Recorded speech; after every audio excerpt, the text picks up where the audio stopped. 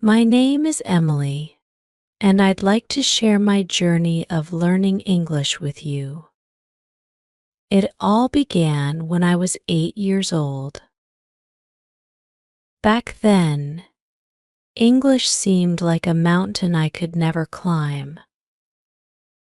I watched people speak it so fluently, and I felt small. I didn't know where to start.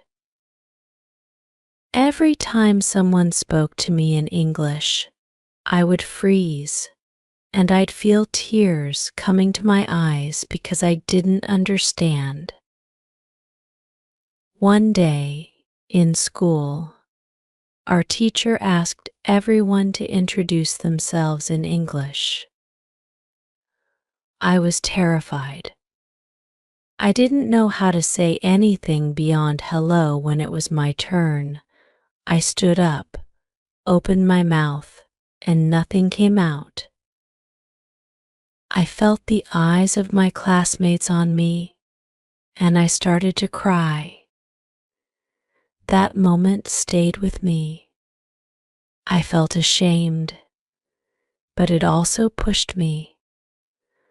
I thought, I want to learn.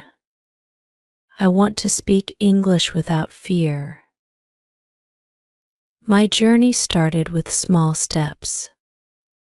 I began with basic words: apple, book, cat. My mom would sit with me every evening and help me practice. She would say, Emily, remember, even the longest journey begins with a single step. Those words stayed in my heart. Every time I felt frustrated, I would remember her saying that.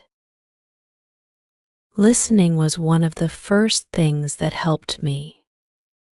I would listen to English songs and try to sing along. At first, the words didn't make sense to me, but the more I listened, the more familiar they became. One song became my favorite. I would sing it over and over again, and each time I understood a little more. I felt like I was unlocking pieces of a puzzle. Movies also played a big part in my learning. I started watching English movies with subtitles. I remember watching a movie for the first time and understanding a full sentence without needing to read the subtitles. That day, I felt a rush of happiness. It was like a light had switched on in my brain. I thought, maybe I can do this. Reading simple books helped me a lot. My teacher gave me a small English book with colorful pictures. At first, I would read 1 page a day, trying to understand every word. Every time I learned a new word, it felt like discovering a treasure. Slowly, my confidence grew, and I could read more and more. The stories opened up new worlds for me, and English no longer felt like a stranger. But speaking was still hard. I was so scared of making mistakes.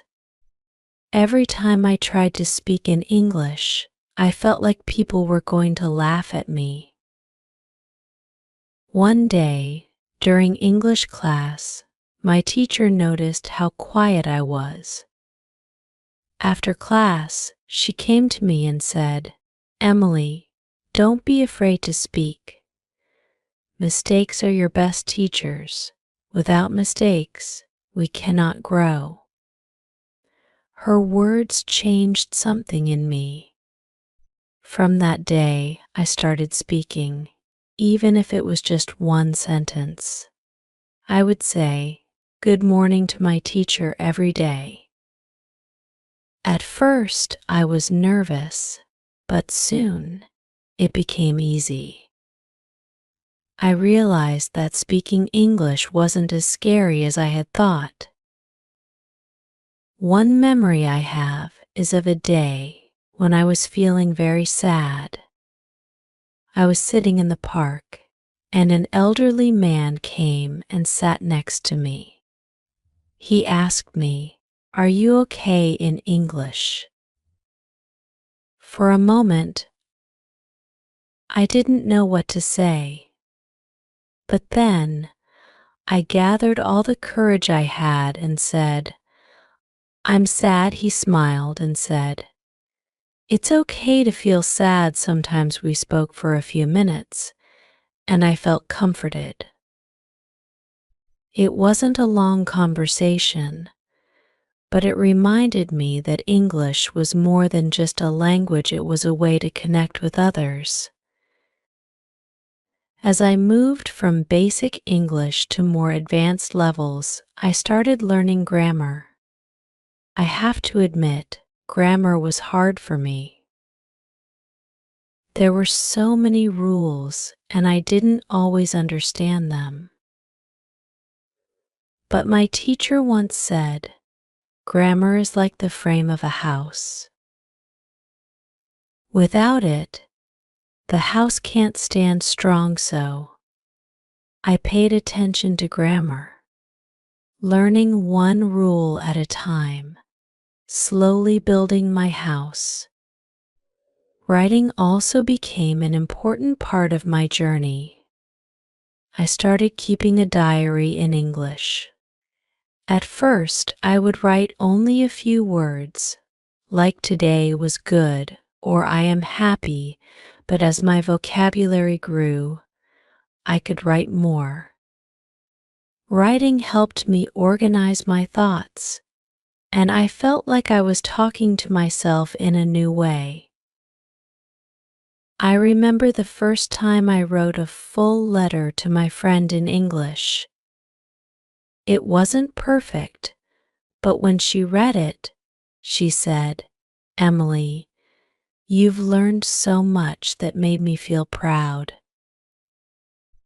English wasn't just a subject I was learning in school, it was becoming a part of who I was. Another big moment in my journey was when I joined an English club. We would meet once a week and speak only in English. At first, it was hard, and I didn't always understand everything. But everyone in the club was so supportive. We helped each other. No one laughed when someone made a mistake. Instead, we would say, "Good try," and help them find the right words. It felt like being part of a team, and that gave me the confidence to keep going. I want to share some tips that helped me, in case they might help you too. Start small. Don't try to learn everything at once. Focus on a few words each day. Listen to English music. Sing along. Even if you don't know all the words, it will help you get used to the sounds. Watch English movies. Use subtitles at first, but slowly challenge yourself to watch without them. Read simple books. Even if you read just one page a day, it will help you build your vocabulary. Speak as much as you can. Don't worry about making mistakes. The more you practice, the better you'll get. Write in English. Keep a diary or write short letters to friends. It helps you organize your thoughts.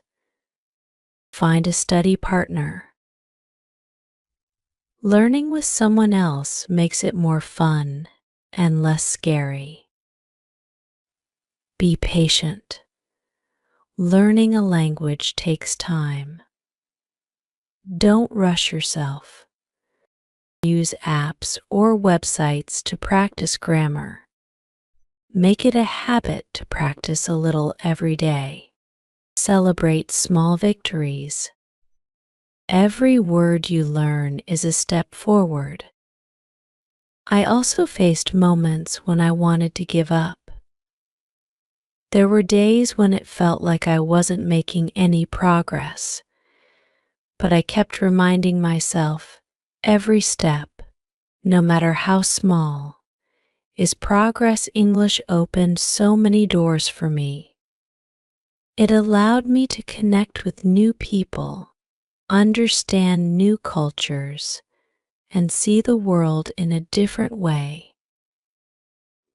One day, I was in a cafe, and a tourist asked me for directions in English.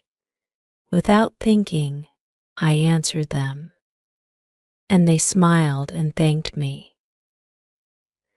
That moment made me realize how far I had come. English was no longer something I feared, it had become a part of my life. To anyone who is learning English, I want to say this: don't give up. It's okay to feel frustrated sometimes, but remember that every word you learn is a step closer to your goal. English is not just a language. It's a bridge to new opportunities, new friendships, and new experiences. You are not just learning words, you are learning to express yourself in a whole new way. And that's a beautiful thing. I leave you with this thought: learning English is like planting a garden. It takes time and care, but every seed you plant will grow into something beautiful. Keep planting, keep watering, and one day you'll see your garden bloom. Tell me, how has your journey been so far? What are the challenges you've faced, and what small victories have made you proud? Let's share our stories and learn from each other. My name is John, and today I want to share a story that has moved me deeply. It's a story about hope, perseverance, and the power of dreams. This is the story of Michael, a man who came from nothing and became everything he ever wanted to be, not just because he found success, but because he never let the hardships of life take away his heart. Michael was born in a quiet, forgotten town in the southern part of the United States. The town was small, with dusty streets, old wooden houses, and people who barely had enough to get by. Michael's family was among the poorest. His father worked at a factory, long hours for very little pay. His mother stayed home, taking care of Michael and his two younger sisters. They didn't have much sometimes. They didn't even have enough food on the table. Every night, Michael would see his mother sitting by the window, staring out into the dark, as if waiting for a miracle that never came. One evening, Michael was about 10 years old, sitting in the corner of their small, one-room house, watching his parents whisper to each other. He couldn't hear what they were saying, but he could see the worry on their faces. His mother's hands shook as she folded her apron. His father rubbed his forehead, exhausted after another long day at the factory. Michael wanted to help, but what could a boy like him do? He wasn't strong like his father. He wasn't clever like the kids at school who seemed to have it all. That night, As they lay on their thin mattresses, Michael heard his mother crying softly. It was a sound that broke his heart. He wanted to be strong for her, to make things better. He promised himself that one day he would. One day, they wouldn't have to worry about money. One day, his mother would smile instead of cry. But as the years went on, that dream seemed farther and farther away. By the time Michael was 15, things had gotten worse. His father had lost his job at the factory when it closed down. There were no other jobs in the town, and many families, like Michael's, were struggling to survive. They barely had enough to pay rent, let alone afford any luxuries. Every day, Michael saw the weight of the world growing heavier on his parents' shoulders. I need to do something, Michael thought. He didn't know what, but he knew he couldn't just sit by and watch his family suffer. So, he went out and started looking for work. He didn't care what kind of job it was, anything would do. He walked from house to house, asking if anyone needed help. Some days he'd get small jobs mowing lawns or cleaning up yards. Other days there was nothing, but he kept going. One cold morning, after weeks of searching, Michael met a man named Mr. Jenkins. He was an old man who lived alone at the edge of town. His house was falling apart, and his garden was overgrown. Michael offered to help for just a few dollars, but Mr. Jenkins looked at him and smiled. "Young man, I don't have much money either, but I'll give you something better. I'll give you advice." At first, Michael didn't understand. He needed money, not words. But Mr. Jenkins had a different plan. "You see, money comes and goes," he said. "But knowledge, that stays with you forever."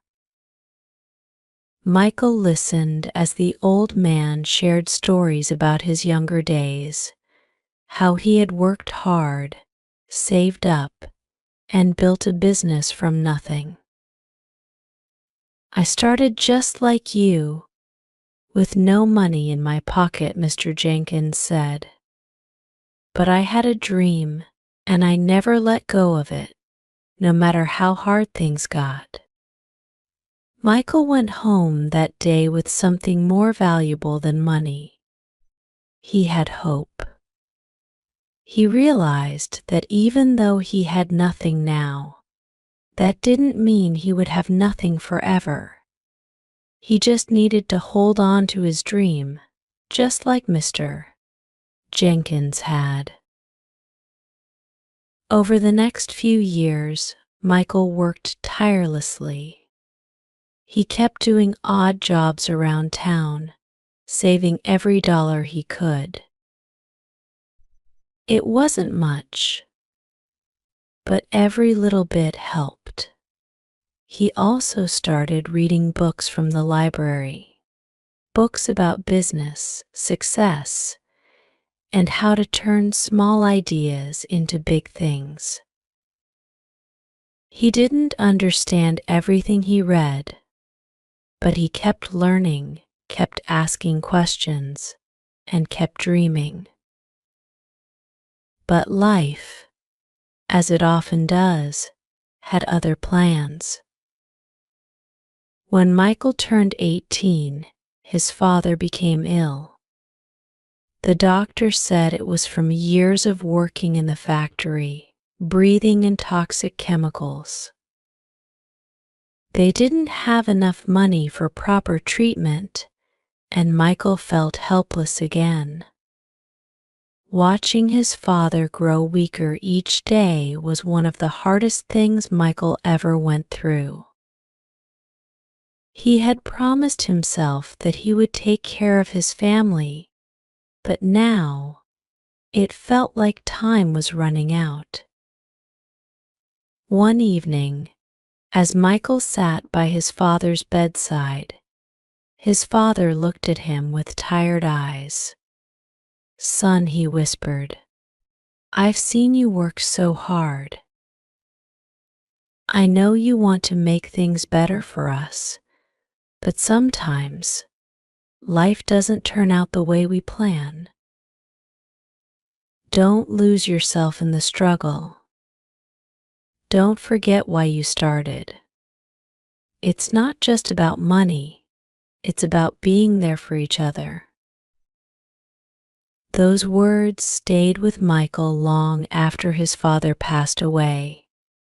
They became his guiding light.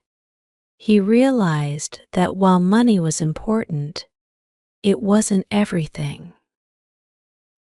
What mattered most was family, love, and the strength to keep going, no matter how hard life became. But Michael didn't give up on his dream. He kept working, kept saving, and kept believing.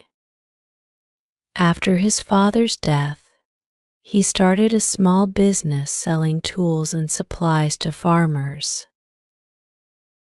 It wasn't much at first, just a tiny shop with a few shelves, but it was a start. He put everything he had into that business. He woke up before sunrise and worked late into the night, often skipping meals just to make sure he could pay the bills. His mother watched him with pride, but she also worried. "Michael, you're working too hard," she'd say. "You need to rest," but Michael couldn't rest. He was determined to make his dream come true, not just for himself, but for his family. As the years passed, Michael's little shop began to grow. Word spread about his honest work and dedication. Farmers from other towns started coming to buy from him. He hired a few workers to help out, and soon, his small business turned into something bigger. Michael couldn't believe it. After all those years of struggling, of wondering if he'd ever make it, his dream was finally becoming real. But even with his growing success, life continued to throw challenges his way. There were times when the business wasn't doing well, when the market crashed, and Michael thought he would lose everything. There were nights when he sat alone in the shop, feeling like a failure. But he always remembered his father's words, "Don't lose yourself in the struggle." Michael realized that success isn't just about reaching the top. It's about the journey, the lessons learned along the way, and the people you meet. Every failure taught him something new. Every setback made him stronger.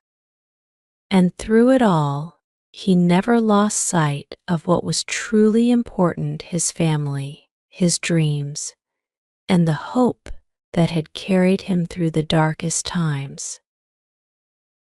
Eventually, Michael's business became one of the largest in the region.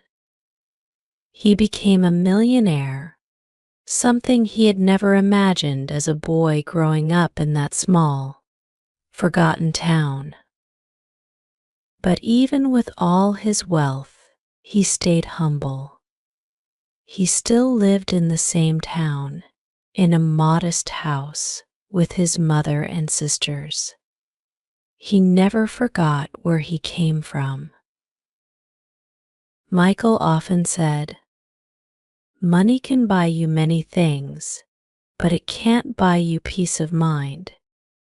It can't buy you the feeling of knowing you've done something good with your life." He believed that true success wasn't measured by the money in your bank account, but by the impact you have on the people around you. And so, Michael's story is not just one of riches and success. It's a story of resilience, of never giving up, even when the odds are against you. It's a story of love, of family, and of the belief that no matter how hard life gets, there's always hope. Now, as I tell you this story, I want to ask you something. What is your dream? What are you willing to do to make it come true?